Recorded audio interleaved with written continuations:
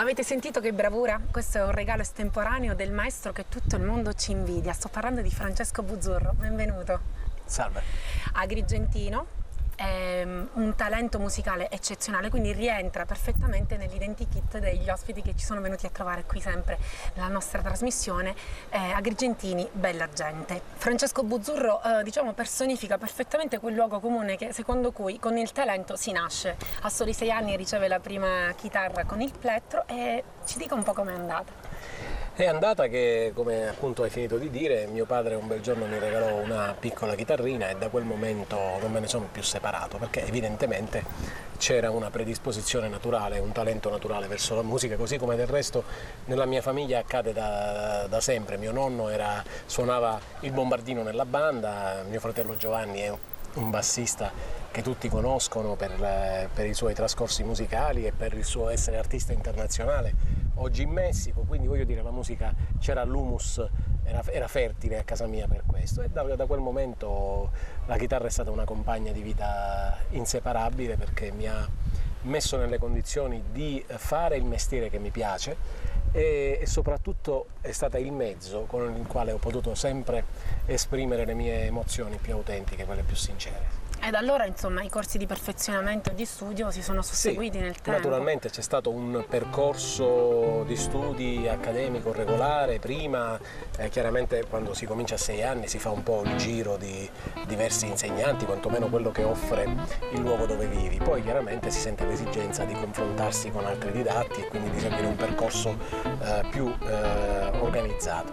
Così è stato perché poi ho studiato al Conservatorio di Trapani dove mi sono diplomato e successivamente ho anche seguito dei corsi, un corso triennale di alto perfezionamento all'Arts Academy di Roma con i grandi della chitarra internazionale. Suppongo che all'inizio l'hai fatto per tuo diletto personale, quando è che hai capito effettivamente che poteva diventare la tua strada questa? Io credo di averlo capito da subito, perché quando cresci con lo strumento nelle tue mani, quando hai 6 anni, quello strumento non è una fonte di reddito, almeno in quel momento, per cui è un gioco, è un giocattolo con il quale ti diverti.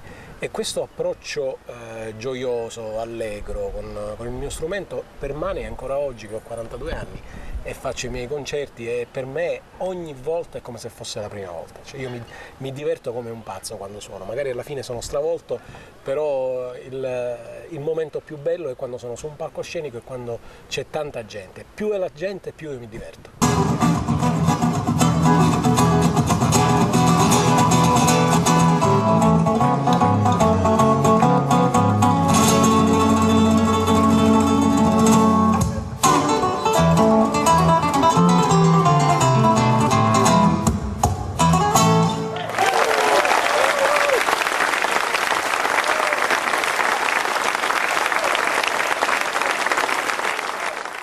A proposito di gente, il tuo primo approccio con il pubblico, un vero e proprio un pubblico numeroso, dove è avvenuto e come è andata?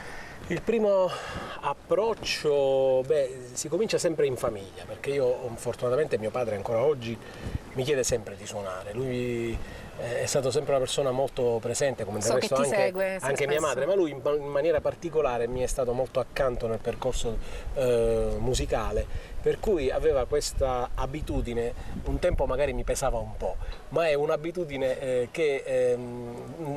grazie alla quale lui voleva che io suonassi sempre davanti a chiunque.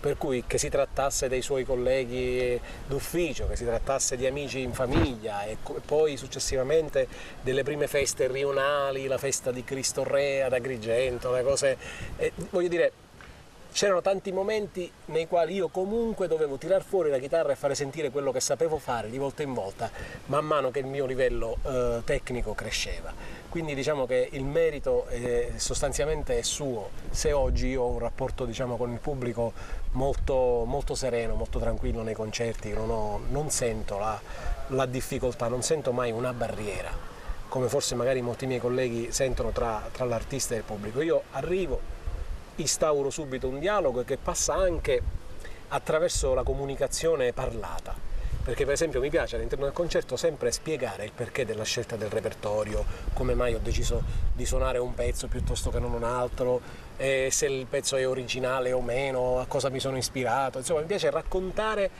quello che sta dietro il fenomeno musicale, perché sennò si finirebbe semplicemente a eseguire un brano, magari dicendone appena il titolo, ma senza fare capire qual è la sua genesi, che cosa sta dietro. Ecco perché, quindi il contatto con il pubblico, l'approccio è cominciato da piccolissimo. Io ricordo per esempio avevo 10 anni, 11 anni, insomma già partecipavo a trasmissioni televisive a Palermo, a TRM. Quindi è già stata subito una rivelazione sì, questa. Sì. Cantavo anche, cantavo, mi accompagnavo, ho cominciato con il folk, con le nostre canzoni, però parallelamente studiavo musica classica, e, insomma un percorso ricco che è cominciato ad Agrigento con il maestro Nino Cusumano, era il fratello del celebre Joe Cusumano, chitarrista della RAI, che dava lezioni ad Agrigento, e ho fatto i primi 3 anni di chitarra a plettro. Poi ho studiato con la buonanima di un caro nostro conterraneo, concittadino, Giovanni Scozzari, il quale mi diede dei rudimenti di chitarra classica. Dopo ho avuto la fortuna di incontrare Stefano Fragapane, che è un insegnante di Aragona, che mi ha messo nelle condizioni di avere una buona tecnica di base sullo strumento, e per questo lo ringrazio pubblicamente, e l'ho anche ringraziato in una maniera molto particolare, perché ho mandato a studiare da lui mia figlia, quindi questo credo che sia il massimo riconoscimento che un musicista può dare a uno dei suoi vecchi insegnanti. Dopodiché, finito il percorso con Stefano Fragapane, poi io sono passato al conservatorio, e da lì i più grandi chitarristi del mondo. Insomma, ho avuto un percorso di studi molto serrato che mi ha chiesto tanto sacrificio, tanto impegno, anche perché nella vita non ti regala niente nessuno, soltanto se hai voglia veramente, se credi in quello che fai, allora i sacrifici prima o poi vengono ripagati. Hai nominato il conservatorio, e se non sbaglio da poco hai collaborato negli anni con il conservatorio, però da poco hai firmato il contratto. Ho collaborato con il conservatorio già da un paio di anni fa, mi hanno chiamato come esperto esterno per delle collaborazioni didattiche. Adesso finalmente il Consiglio accademico ha deliberato di affidarmi la cattedra, ufficialmente la cattedra di chitarra jazz. Per me è un grande onore, perché ritengo che mettere la propria esperienza a servizio di giovani, di ragazzi che hanno voglia veramente di fare questo mestiere sia importante. Io oggi ho acquisito una metodologia di arrangiamento dei brani per chitarra solista che credo sia abbastanza unica nel suo genere, abbastanza particolare, per cui chi viene a studiare da me al conservatorio chiaramente viene perché mi conosce, perché ha una determinata visione della chitarra, che non è una visione integralistica, cioè una visione che o classica o jazz o latina. A me piace pensare alla chitarra, lo dico sempre, come una piccola orchestra. Quindi i miei brani di solito hanno una loro architettura formale, una completezza che vede la sovrapposizione di più linee, per cui quando suono tu senti il basso, senti l'armonia, senti il solista, tutto racchiuso un'orchestra tra le tue mani. Nelle 6 corde di una chitarra. Quantomeno l'ambizione è questa nell'arrangiare i pezzi.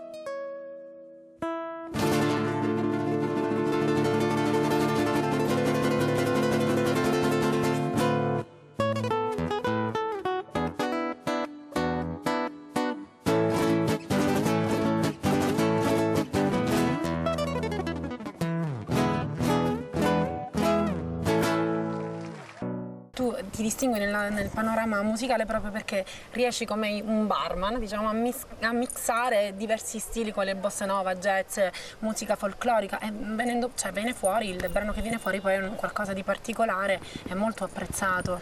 Sì, devo dire che hai centrato, perché io sono il frutto di una serie di, potrei dire, di stratificazioni, di sedimentazioni stilistiche che nel passare degli anni si sono appunto susseguite. La passione, chiaramente la musica classica, che è stato il mio studio principale, poi la passione per il flamenco, quella per la bossa nova, la musica jazz attraverso Django Reinhardt, lo studio di Django. Tutte queste cose si sono miscelate creando una sorta di stile abbastanza ibrido, ma ibrido nel senso buono, nel senso positivo, perché alla fine poi è il mio stile. È la tua firma. È la mia firma, è il tentativo di non copiare. Questo è per esempio alla base del mio modo di suonare, il fatto di non dire io voglio suonare come Wes Montgomery, come Joe Pass oppure come Paco de Lucia, non mi interessa. Quello che mi interessa è trovare la mia strada, la mia cifra stilistica, che appunto un po' è il fondersi di tutte queste cose. Se pensi che ad Agrigento, quando io ero piccolino, quindi sto parlando, tu hai detto che ho cominciato a suonare a 6 anni, quindi insomma ne sono passati 35, quando ero piccolo, avevo 12 anni, 13 anni, non si trovavano ad Agrigento facilmente dei testi di chitarra classica. All'epoca il riferimento agrigentino era Licausi, era la scuola di Licausi, che è stato un grandissimo musicista che ha formato tanti miei concittadini, per cui io, che invece ero orientato più nell'ambito classico, avevo grande difficoltà a trovare materiale. Allora l'unica risorsa erano i dischi. Piazzavo i dischi sul mio lettore e da lì tiravo giù, quando ancora si usava i dischi erano i 33 giri, quindi con la puntina, io non facevo altro che consumarli letteralmente per cercare di riprodurre da solo sullo strumento quello che sentivo eseguito da un'orchestra, che sentivo suonato da una piccola band, insomma da qualsiasi formazione orchestrale. Quindi è stata, chiamiamola così, una sorta di palestra che gioco forza mi costringeva a delle ore per riuscire a tirar fuori dei brani in solitudine. E questo poi si è rivelato utilissimo, perché anche nell'accompagnare grandi artisti, per esempio anche della musica leggera, insomma, mi sono trovato ad avere una conoscenza, una padronanza dello strumento che mi metteva in grado appunto di accompagnarli senza fare perdere mai il groove, il senso armonico, la completezza. Grandi artisti hai detto, hai accompagnato artisti sia nel panorama italiano che internazionale. Adesso vogliamo sapere qualche chicca, qualche cosa gustosa, magari il retroscena gustoso che è successo magari con qualche artista tutti conosciamo. Ce n'è uno che ricordo con grande passione, con grande commozione. Ricordo che capitò in un tour organizzato dall'Associazione Italiana contro la Leucemia, con l'AIL, un tour che all'epoca feci con due carissimi amici, Riccardo Lobue e Sebastiano Alioto, che allora erano il mio bassista e il mio batterista, e ricordo che capitò di accompagnare il compianto Lucio Dalla. E praticamente fummo catapultati sul palco senza nemmeno fare una prova, nel senso che io sapevo che gli avrei accompagnato brani come Piazza Grande, come Caruso, diciamo i classici della sua produzione, ma siamo saliti sul palco senza nemmeno fare una prova, per cui ricordo che Lucio da dietro, io avevo le orecchie molto attente, tese a sentire cosa diceva lui da dietro le quinte, e ricordo che disse: non c'è alcun problema, questi sono bravi, lo sanno fare il loro mestiere, quindi non c'è bisogno di fare prove, salgo sul palco tranquillo.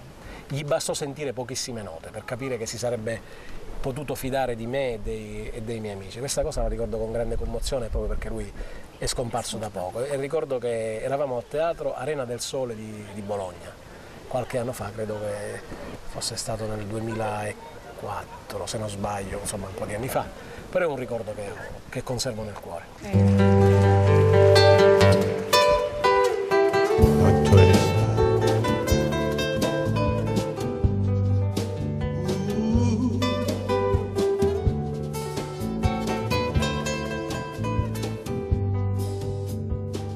Santi che pagano il mio pranzo non c'è niente, sulle panchine in piazza grande, ma quando fame di mercanti come me, qui non ce n'è.